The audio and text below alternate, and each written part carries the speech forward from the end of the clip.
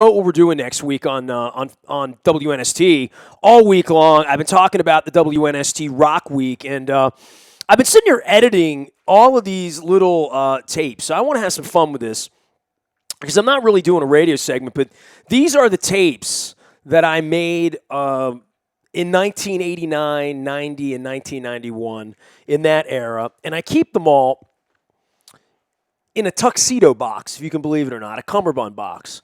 And they've been stuck in this Lord West box for 25 years. If you take a look, these are all the tapes here. And on every one of them, there's at least 2, 3, 4, 5 interviews, depending on what sides. And it all has my handwriting. And I've listened to this stuff. At 2 o'clock in the morning, I was editing a Mike Campbell from Tom Petty and the Heartbreakers piece. And I have no recollection of this at all, but he produced Patti Scialfa's album, and we got to talking about Bruce Springsteen. I think you're going to love these chats. I've loved listening to them, even though they're a little bit awkward, as I've told people many times. And if you want to jump into the chat, feel free to say hello. I'm not going to be on too long. I've still got more editing to do. I got to edit Paul Stanley tonight. I got to re-edit Chris Robinson from the Black Crowes. I got a bunch of stuff that I haven't even... I'm just not going to get on the air next week because I don't think I'm going to have time to edit all of it down. I have Belinda Carlisle, Bill Bruford from Yes, David Cassidy, Dickie Betts from the Allman Brothers, Rock and Roll Hall of Famer, Edie Brickell, Paul Geary from Extreme, Jack Bruce, another Rock and Roll Hall of Famer, although I did half edit that one. I've got more stuff with Joan Jett and JY from Styx. I'm in the middle of editing Jonathan Cain from the Bad English Tour. I have not edited Judas Priest yet with Rob Halford. I have not edited Mick Ronson yet. I have not edited Paul Rogers yet from The Firm and Bad Company. And I got to edit Peter Buck, and I've got to edit ZZ Top, who are the nicest guys I've ever met in rock and roll. But I got 2 stories, because these little tapes, I have little tiny handwriting on them. I don't even know. I took a picture and I shared it earlier. If I hold it up, I don't even know if you can see it even on the HD camera, but like this one here. This one has 3 distinct interviews on it. Let me see if I can hold it up and see if you can see it in the light. The light's not going to let you see it, and the focus isn't going to let you see it. Maybe. But either way, it says Replacements, because I interviewed them, the Divinyls, and Megadeth, and that's Dave Mustaine, and I haven't even bothered. I haven't edited any of the, sort of second-tier rock and roll stuff. I mean, I kind of started at the Rock and Roll Hall of Famers and went backwards, and some of it's been a little more easy to edit than others. Some have been, 8-minute interviews. Some of them are really, really long interviews. So I've got most of it loaded up for next week. I think you guys are going to dig it. On Monday, there's going to be a 48-minute conversation with Billy Joel from the Stormfront era. Also on Monday, I'm debuting, first time ever for any of this stuff, John Bon Jovi from 1989 on the back end of the New Jersey tour when he played the Capitol Center in the summer with Skid Row. So I have a lot of cool stuff going on. If you guys want to come in and say hello, I haven't been checking the comments, but I'm going to do my best to do that, at least on my mobile. It's definitely a lot easier to do that on my mobile. As you guys know, Facebook Live's kind of new. I'm kind of playing with it a little bit. I'm playing with it tonight. I'm watching the baseball game like the rest of you in extra innings right now. I think they're going to play all night. Looks like nobody can see the ball, quite frankly. But so for comments, what's up, Nestor? AJ Ali. What's going on, AJ? You should become a Dodgers fan, bro. Just do it. I'll get my wife to bring the Dodger hat in. If I wore the Dodger hat right now, it would look bad. But I just want the game to end, to be honest with you. Def Leppard, there is an interview that I could share with you right now. I'll actually, because I'm not on the radio and we're just kind of hanging out here. I have a very, very short piece that I did with Phil Collin, and I'm gonna share it into the thread here. Just give me 2 seconds to be able to do that. And that way you guys can watch it. So if I put it in the thread, here it is. Here's Def Leppard. There you go. Ask and you receive, Linda. There you have it. So that was with Phil Collin. It's only 2 minutes. I'm not running it on the radio. The stuff that I'm doing on the radio next week, I think you're going to be blown away by how long and extensive a lot of this stuff is. And quite frankly, what a prick journalist I was in 1989 and 1991. I mean, I asked Billy Joel point blank, are you broke? I was almost rude to Mike Campbell. And part of the explanation is I used to work all night, right? So I worked the night shift. I would go to Hammerjacks or the Capitol Center. I would go straight to Calvert Street. I would work all night putting together the scoreboard page in the Evening Sun, and I would write my review, or if I interviewed anyone, it was during the day. All of these interviews happen during daylight, mostly in the afternoon because rock stars sleep in; they don't get up early, and they all happen like. Hey Nestor, Joan Jett's going to be calling. It was kind of like the cable guy. Sometime between 1 and 4. Okay, I don't know. She's a rock star. Whenever she calls. So I would be sleeping during the day, and most of these interviews happened when I lived at 428 Kane Street. Over across from what's now the Shoppers. I lived at Eastern and Kane. I got some old schoolers out there that remember the red light and the parties. That's cool. Threw a lot of parties there. Did a lot of things that. Quite frankly, I didn't think you could run for president after you did them, but apparently you can do anything and run for president these days. So, but that was many, many moons ago. I lived on Kane Street during this whole era of the old interviews. So I have a handful of newer interviews, and I'll go through that. But I want to tell one story, because people would call, and you could kind of tell in some cases, I'm trying to sound older. I'm trying to sound like I was 28 instead of 19. So when I talked to Daryl Hall, I said, hello, Mr. Hall, how are you? So it wasn't like what I do on the radio, what I've done the last 25 years. It's more like, me trying to be a professional journalist on the phone. And I didn't have the best of manners. Some of the really unmannerly stuff I edited out because I'm just embarrassed to listen to it. The reason I haven't listened to any of this myself in 25 years is because, quite frankly, I want to crawl under the table when I listen to it because, what the hell did I say to Billy Joel in 1989? I was 20 years old. So all of the introductions that I'm doing for this stuff, I'm giving the date, the time, the place, a link where you can read the actual story that I wrote in the Baltimore Sun. All of my Baltimore Sun stuff went on the Times Mirror website, which is how I got David Bowie on the phone and Jimmy Page on the phone and all of these names, people, John Bon Jovi, all these people. So when they did an interview with me, it would wind up on the wire, and it could wind up in any of 400 papers. One of the biggest thrills of my life, I went to I went to Canton, Ohio, for the Football Hall of Fame in the summer of 1990. My dear friend Russ Letcher, who is a Facebook friend of mine at Dundalk Pal, and I know I told these stories about Buddy Ryan when I was a season ticket holder in Philadelphia. It was that time in my life. And Russ and I decided in the summer of 1990 we were going to drive to Chicago and see Comiskey Park before they ripped it down. It was last year it was there. And on the way out there, we stopped in Canton to go to the Pro Football Hall of Fame, which was just a little crap hole at that time, right?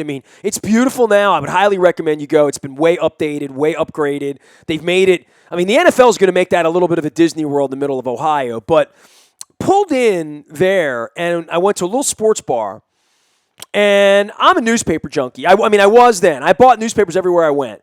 And I bought the Akron Beacon Journal, and I opened it up, and my story was in it. So I sneeze in real time. I'll edit that out later.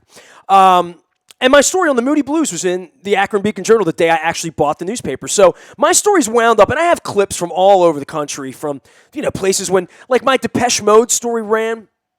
There were 30 papers that picked it up, and the publicist loved me, and she sent me the tear sheet. They're called tear sheets of all of the newspapers. I had this stack of the same exact Depeche Mode story. Same thing with the Rembrandts and a bunch of other bands. I'm not even playing that stuff literally next week. So I want to go through the list, but I got to tell one great story, and I probably should tell this one on the radio. All of these cassettes have these last names. It says Divinals, it says Bodines, it says Brittany Fox, it says Diving for Pearls. Remember Diving for Pearls? Damn you, Russ Motla.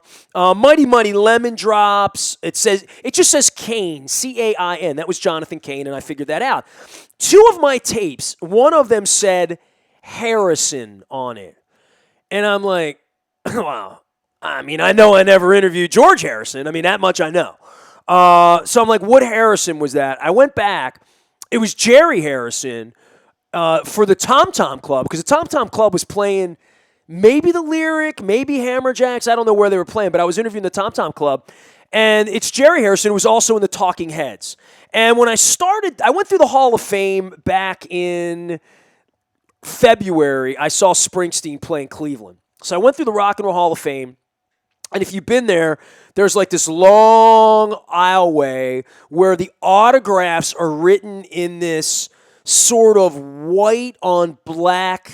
I don't even know what the hell to call it. It's like an image of an autograph. It's really cool. It's neat. But all the names that are in there, and I tried to add up every person that I've talked to who's in the Rock and Roll Hall of Fame, right? If you were going to talk about baseball or football, you'd say, well, I interviewed John Ogden once or Ray Lewis, and they're in the Hall of Fame, right? I mean, I feel that way. Like I saw this stuff with Vince Scully. I interviewed Vince Scully probably 10 times when I was syndicated. I have all the tapes, but I wouldn't play him because we're like talking about the 1999 baseball season. I mean, it doesn't make any sense. The music stuff, however, really holds up because I'm talking about albums and segments. So it's not like running an old sports conversation about the 1997 pennant race or who the Ravens drafted in 2002, So Harrison is Jerry Harrison, and it like dawned on me like, oh, the Talking Heads, they're in the Rock and Roll Hall of Fame. He's a Rock and Roll Hall of Famer. I don't even know who he was. It said Harrison on it. So that was one. And then there's another instance of that as well.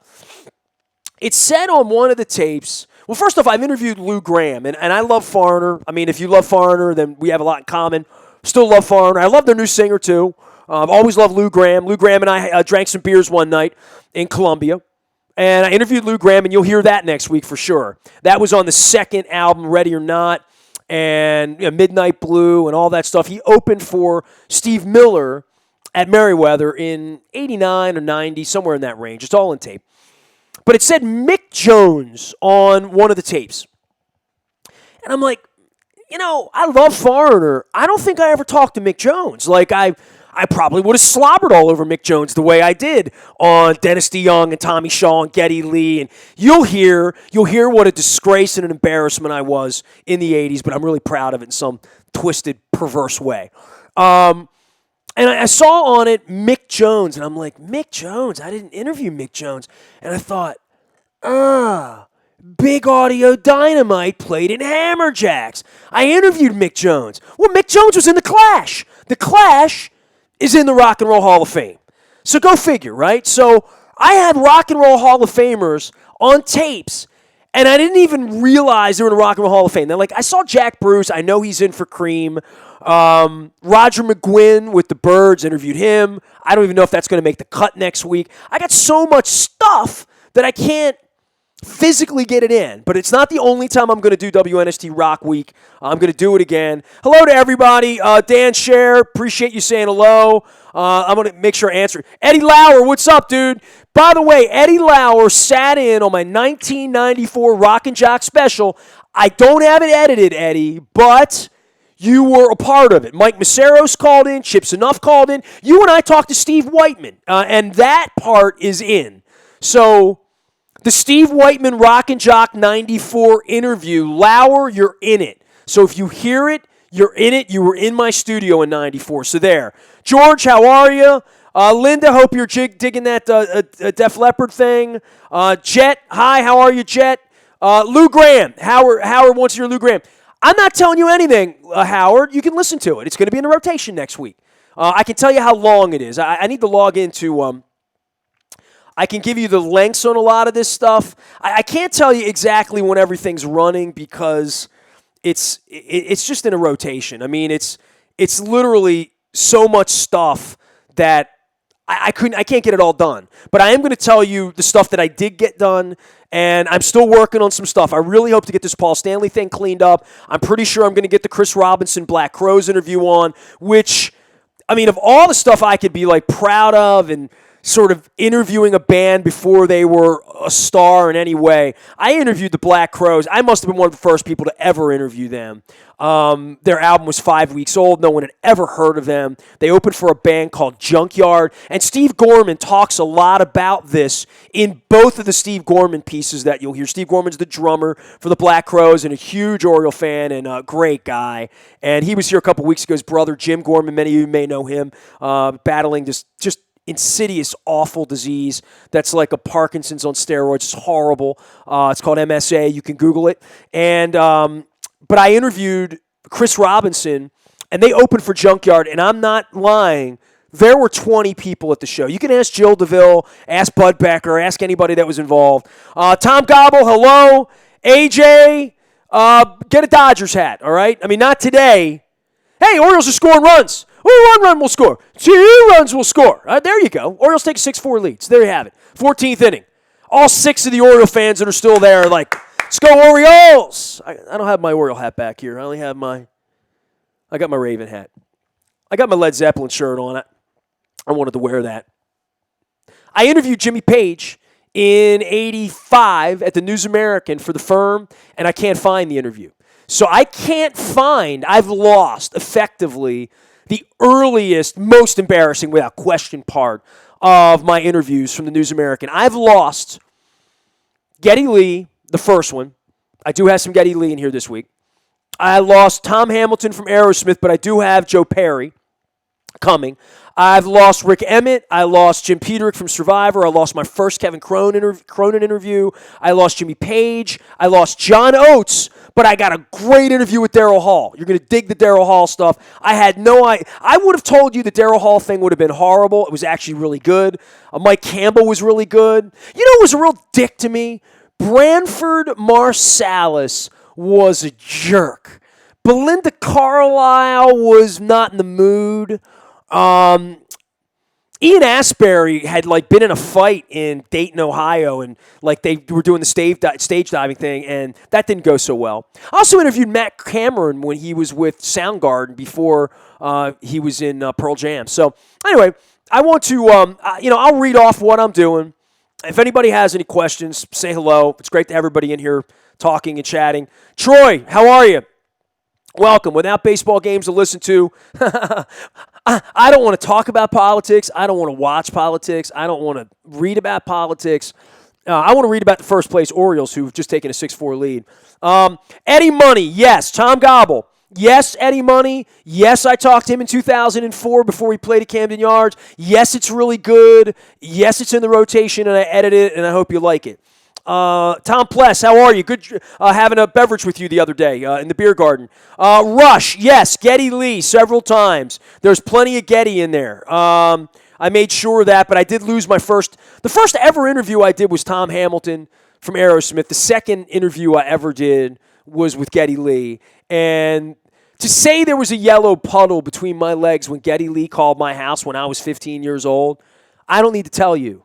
You know, the Geddy Lee that I'm running is from the radio era. Maybe I think he called the 94, 96, 97 rock and jock shows I did.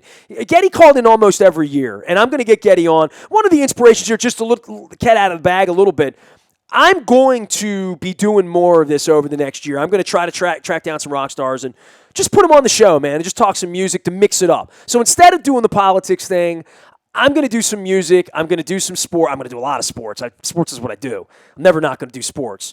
But you too. No, that's a sore subject with me, Rich. And let me tell you why. In 1984, at the end of 85, Unforgettable Fire tour, U2 played at DAR Constitution Hall on a snowy night. It was the same night that The Fix played the Towson Center. I literally, honest to God, turned down an interview with Bono to interview Cy Curnin from The Fix. I'm not proud of this. It's a low point in my journalistic career. I'm not going to lie to you.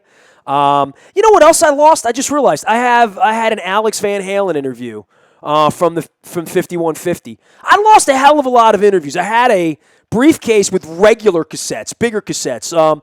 These kind of cassettes. So you can see here, this one here is the 94 Rock and Jock interview. It says Whiteman on it. Can you see that? I'm trying to get it into the proper. If I put a little more light on it, maybe it would focus it a little better. I don't know. It's a focus issue. So that's the Whiteman side. And this one has Ed Lauer on it, believe it or not. And then we had the mini disc era.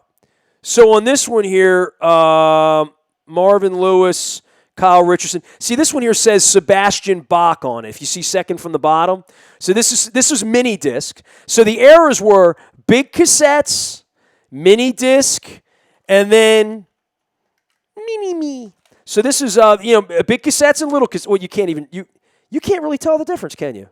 Well, maybe you can if you put them next to each other, I guess. Yeah, this one fits like that. That would give you. So anyway, these were the 80s because these were answering machine tapes, which is how I did all my interviews, which is why they sound awesome. And none of them, 25 years later, these have been sitting in a friggin' box, been sitting in this crazy Lord West box in storage for 25 years. And they all played perfectly, every single one of them. So I'm kind of blown away by that. So this is what I'm doing, and I hope you guys dig the rock and roll. So I'm going to give you a little roll call. I have digitized everything. Yes, Tom Pless. Metallica, never interviewed Metallica. Did see them open for Ozzy Osbourne on the night when the electricity knocked out Merriweather. Maybe 86, 87, you can look it up. Lita Ford, never interviewed Lita Ford. Kiss, yes, lots of Kiss. Okay, so for you Kiss people, I sat and had dinner with Paul Stanley on the Hot in the Shade tour, 90, 91, Patriot Center. I was supposed to interview him before the gig, but they were late getting there. I called him on a payphone in his hotel room from the facility, and he wasn't there, and he said, I'm not going to have time. You need to come back to my hotel after the show, and we'll talk. Okay. So I went up to the penthouse, sat down with Paul Stanley. I had my little tape recorder. These were the little tape recorders that you put the little mini discs in. They fit in here. And I sat this on the table, and there's the microphone right there, as you can see. And Paul Stanley and I talked about why he wasn't having sex with groupies. And literally, in the middle of the conversation, 3 girls knocked on the hotel room door. I'm not making this up. Swear to God. But Paul Stanley spent a half an hour BS and bought me dinner.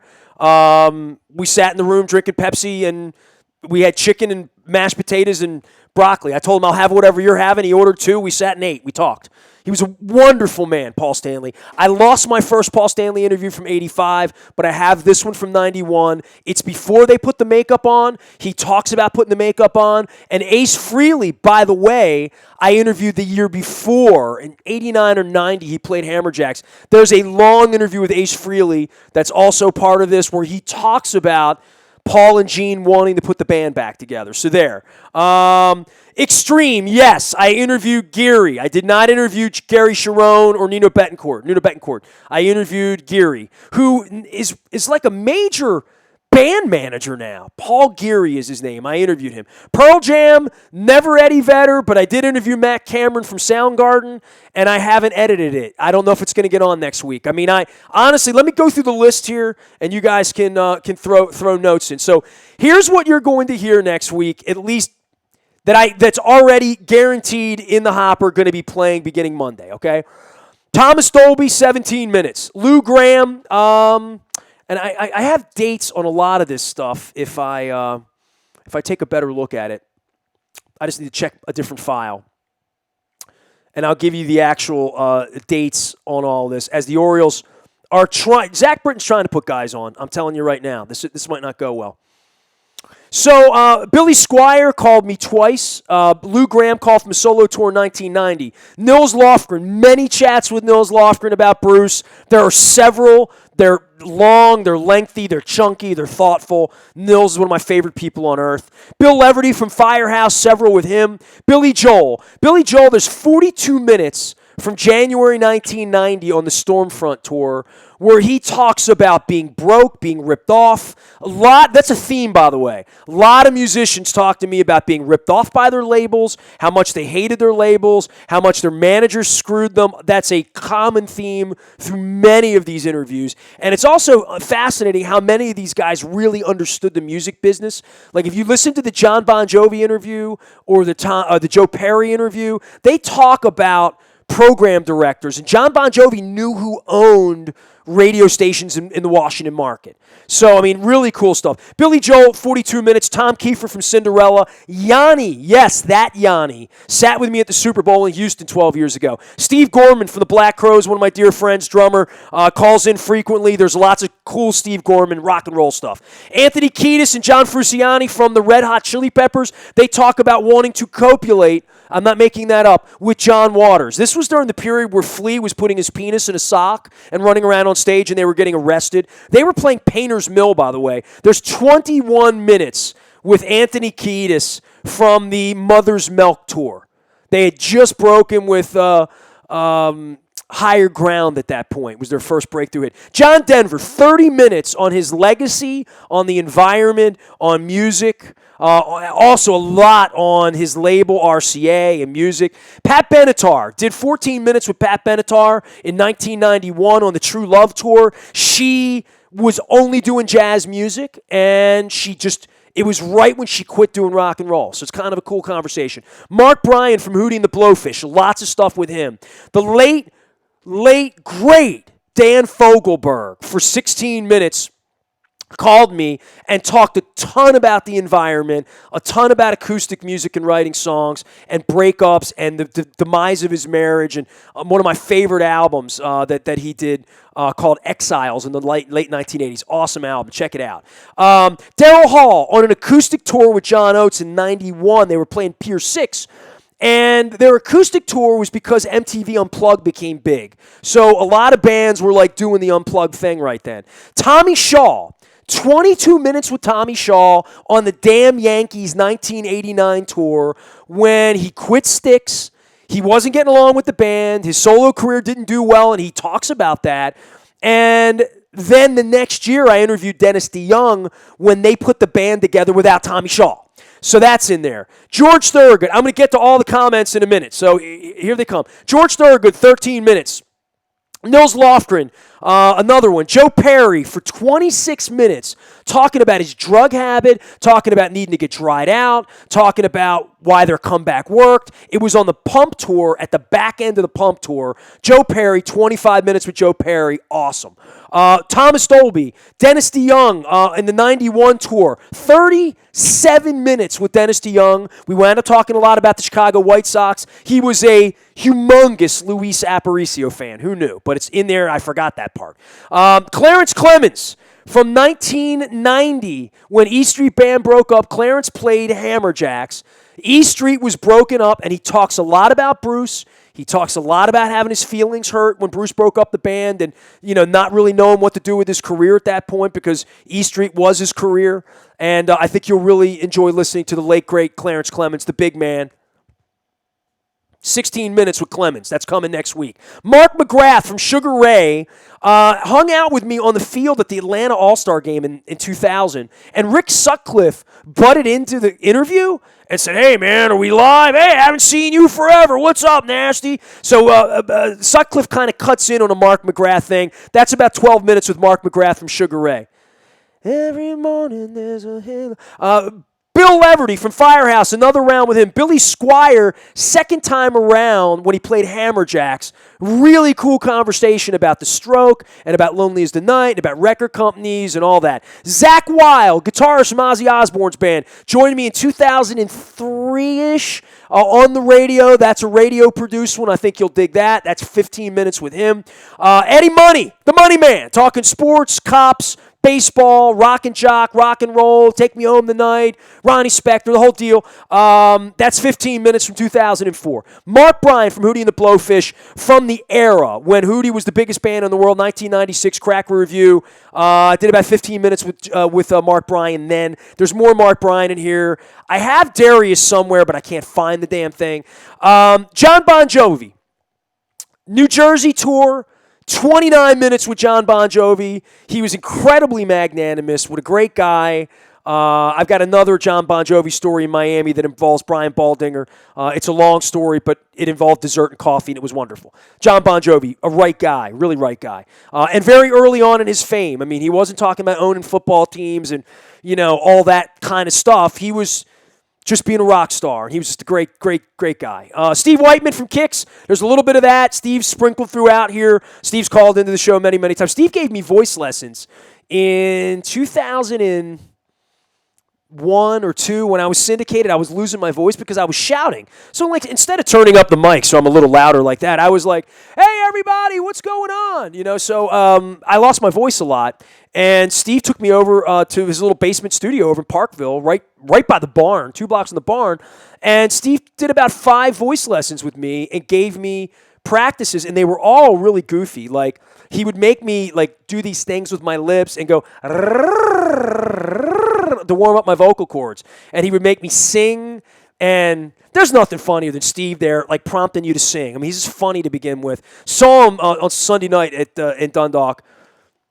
Show me a rock star that's aged better than Steve Whiteman or a band that's aged better than Kix. I mean, if you love Kix and you're seeing Kix now, you're seeing Kix as good as they've ever been. There aren't many bands I can say. I can say that about Springsteen. I can say that about Kix.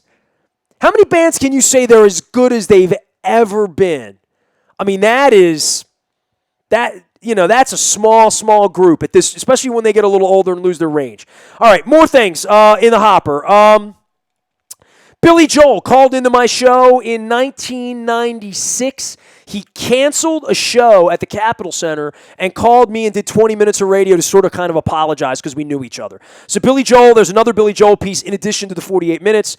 Thomas Dolby came on recently to talk Light City, and I love Thomas. He lives here in Baltimore. He's a wonderful man and teaching over at Hopkins. Great dude, frequent visitor. Geddy Lee from Spring Training Baseball, 1997. And the first thing he offered to do was pitch for the Orioles because the Orioles needed help. Adam Lambert, after the American Idols tour, he came to Baltimore. I sat down and talked to him. This is before he was in Queen. He finished second in American Idols, and he's now got 10 jillion Twitter followers or whatever. Couple more. JY from Styx, 27 minutes with him from 2012 when they played the Pier. Incredible conversation about the band, the breakup, the drama. Lots of Styx for anybody who loves Styx. I'm getting to the bottom here. Brett Michaels from Poison. Need a little water. I had Fisher's popcorn before I came on. Massive mistake. So there, Brett Michaels called in, believe it or not, to promote the Thunderdome. I can't even find when that show happened. I think it was like 03. 02 or 03. Brett Michaels is great. Did 20 minutes with me, talking about Poison, talking about CC, talking about his solo career, talking about the girl he stole from me at the Rat Poison tour in '88. Truth. 2 girls from Fredericksburg. Long story. That's what happens when you're in a rock and roll band. I still give him a hard time about that. Mark Roberge from OAR sat with me at the Super Bowl in Dallas maybe 7 or 8 years ago. Joan Jett, who's called in several times, talking her love of the Orioles. She called it an obsession with the Orioles and Jim Palmer. And when she played the Heritage Fair about 5 years ago, she called in. And this is the last one. I edited this one this morning, so I'm saving this one for last. Let me before I tell the story. I'm ignoring you because I'm talking, Megan. I'm good at ignoring you. Let's see here. Phil Collins, never interviewed, but I did meet him. He's a nice man.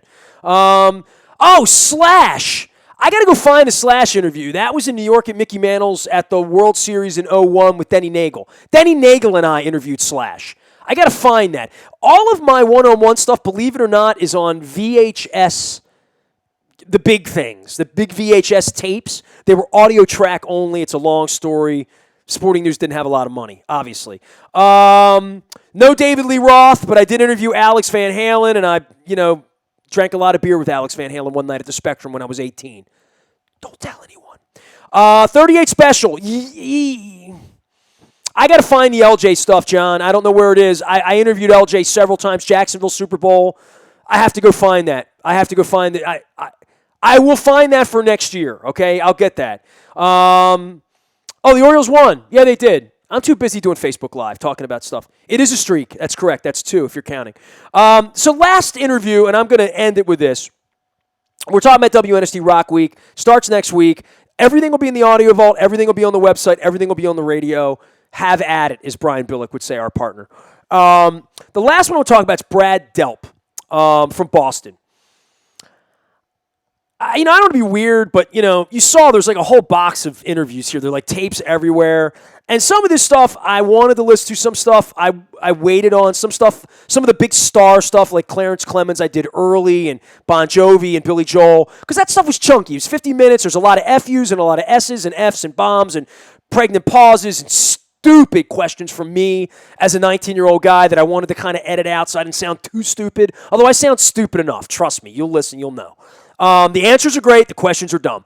But Brad Delp was one of the nicest men that I ever interviewed, and I was such a huge fan. And you'll hear that when I talk to Dennis DeYoung as a 19-year-old and when I talk to Geddy Lee as an 18-year-old, what a fan I was, The there was a separation. I tried to be tougher on them because I was a fan. I mean, you'll hear that in the Bon Jovi interview. I mean, Billy Joel was combative with me, but spent 48 minutes on the phone with me.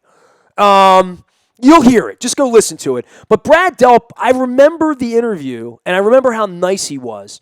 And this was on the Return to Zero. RTZ was the name of his band.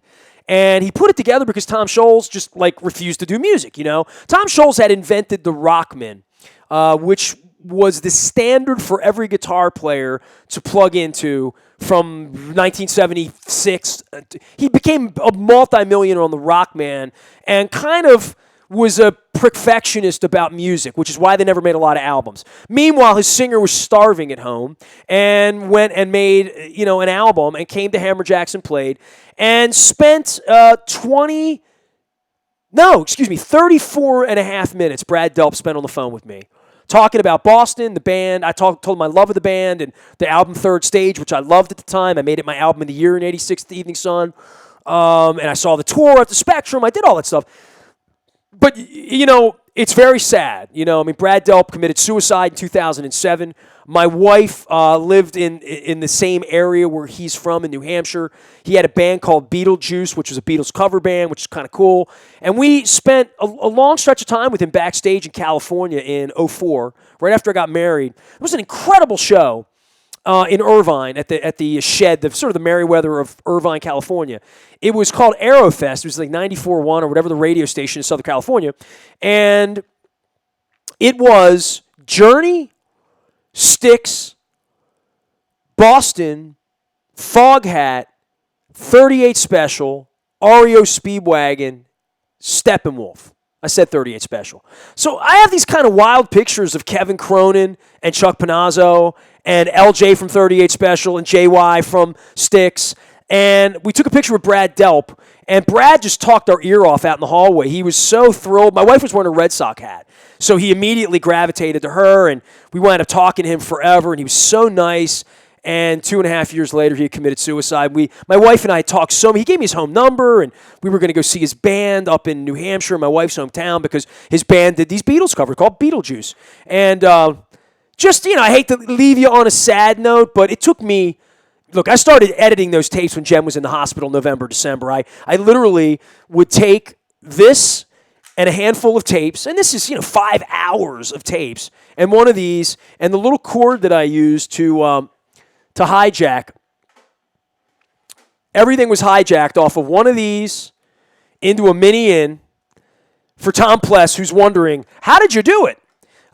So this was the deal, and I plugged into the computer and I just ran everything off. So all of it's there. It's just unedited, and I've been editing it. And I waited until this morning, literally, to edit the Brad Delp thing because I thought I would be emotional about it. And a little bit I was because he was such a nice guy, and I remember him as such a nice guy. And but I've been fascinated by all of this, about the depth of all of it. I really do think I did a relatively poor job as an interviewer. You'll hear it. But I think I got a lot out of them by being hard and by asking, so you're broke. So, Joe, how strung out were you in Aerosmith? How smacked up was Steven Tyler? What was going to Dry Out like? What was that all about? Oh, so you went broke, Billy Joel. How the hell did that happen? Well, I got ripped off. And then from there it just rolled out. So I hope I hope you dig it. I hope you research a little bit. I hope you listen. I hope you like it. I hope you give me feedback. I'm going to go back through these comments here. If there's anything else anybody wants now, I'm looking down. Well, there you go. Jason, Megan, John, Troy, Howard, Chris, Mike, Mark, Cindy, Tom, Leslie Ann. Hey, what's going on? Iron Maiden. I interviewed Dickinson. Leslie Ann, I have Iron Maiden. I haven't edited it, though. I didn't think it was in the A-list. I tried to do the Rock and Roll Hall of Famers first. Huey Lewis. Never interviewed Huey Lewis. I wish I did. I got to get him on. I have many with Mike Peters. I just didn't get to it first, Hells. I'm trying to get to the stuff that the Hall of Famers. I'm just trying to go biggest to smallest, and I'm not trying to be disrespectful to the Smithereens or the Bodines or the bands I loved. I'm going to get that stuff done. I'm going to present it. I just couldn't get it all done by like this week. And quite frankly, next July I'm going to take a vacation again. I think I'm going to do this every July. I might even do it during the slow time in February too, after the Super Bowl or something. But I want to do some best of Super Bowl stuff too, because it's been fun listening to 25 years of my career, and most of this stuff that you're going to hear next week. More than half of it, I'd say 60% of what I've done, has never been heard before. It's the stuff from the little tapes. Most of it is not from these cassettes and from these mini discs. They were random rock and jock shows or bumping into, Tico Torres at the Super Bowl or bumping into Nils. Most of the stuff is off the little mini cassettes, off of this thing in my answering machine from Kane Street, 1989. Most of it. So it is a little dry, but I hope you guys dig it. I really appreciate you coming in and saying hello. Cameron, thank you. RJ, Tom Pless. Hope I didn't leave anybody out. Dave, everybody, I hope I answered all your questions. Thanks. I was going to bring my wife in, but she didn't want to put her Def Leppard shirt on. So, but I hope you guys enjoy it. It starts on the 11th. The hashtag's WNST Rock Week. Share my stuff. Please subscribe to the channel. I'm trying to build an audience here in social media. It's really awesome you guys came by, and it's awesome that the Orioles won. See, I go on after 14 innings, and the Orioles win. So I'll take credit for that.